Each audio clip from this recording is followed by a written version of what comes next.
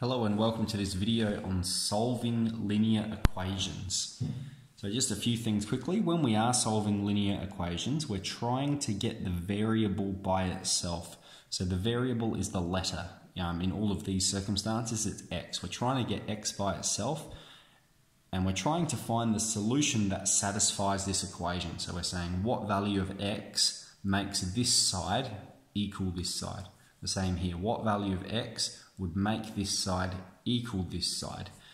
Now you may be able to look at it, especially these easy ones, look at it and see what the answer is, or you may try with trial and error, but we're going to explore the process of doing it.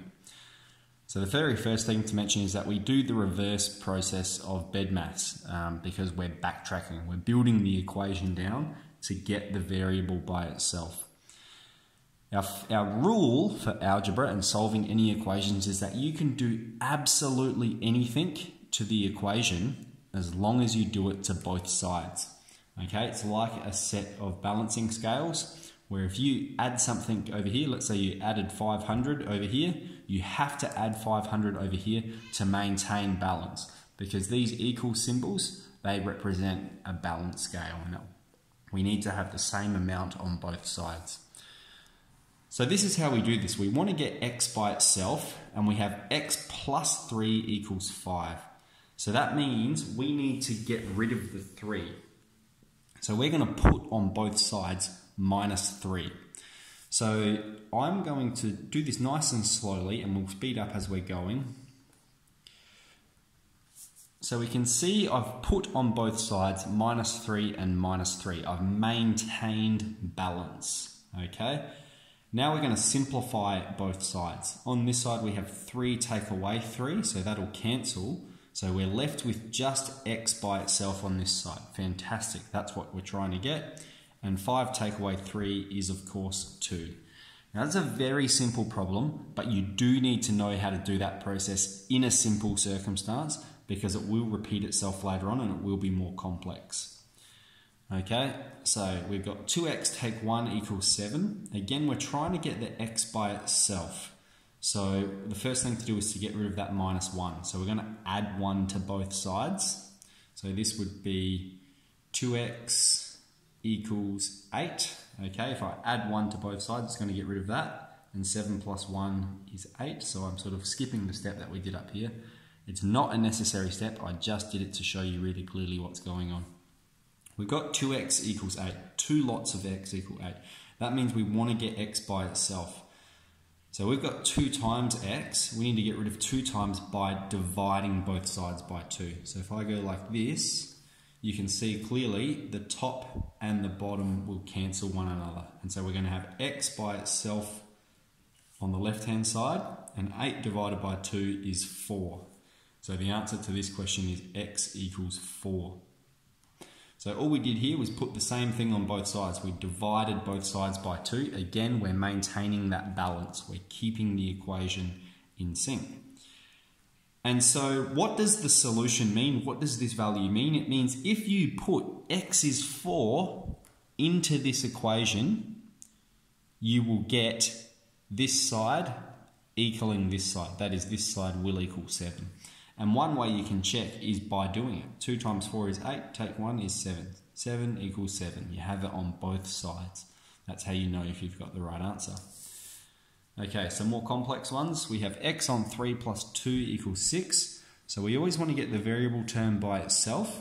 So we're going to shove the number over the other side. We've got positive 2, so to get rid of that, we're going to take 2 from both sides. One way you can do it as well, if you want to keep track of exactly what you're doing, is just write it above it like that. We've got minus 2 and minus 2 on both sides. So we have x on 3, and 2 take 2 will be 0, so we've just got x on 3 on this side, and 6 take away 2 will be 4. Now we've got x on 3, but we want x by itself.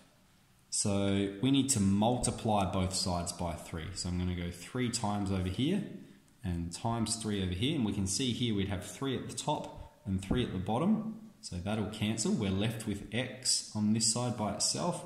And 4 times 3 is 12. Okay, so the only difference with that one is that we were dividing, so the opposite of divide, or to get rid of the divide, we have to multiply both sides by that number. Okay, there may be a circumstance where you have two lots of the variable, all right? And in that circumstance, you just want to get all of the variable onto one side. So we want to get all of the x's onto this side. Generally, I go to the side that has the larger number because that means you won't be dealing with negatives as much. So the same rules apply as well. We have 2x take 3 equals x plus 5. So the first thing we're going to do is get rid of the 3. Okay, so it's minus 3, so that means we're going to add 3 to both sides. So I'll put it up here.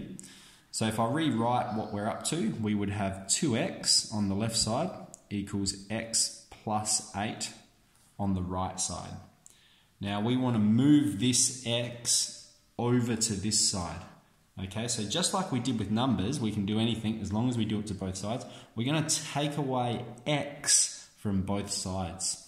So we'd have 2x take x and take x. 2x take x would give us one lot of x. And if we have x take x, that's going to cancel. We're left with 8. All right.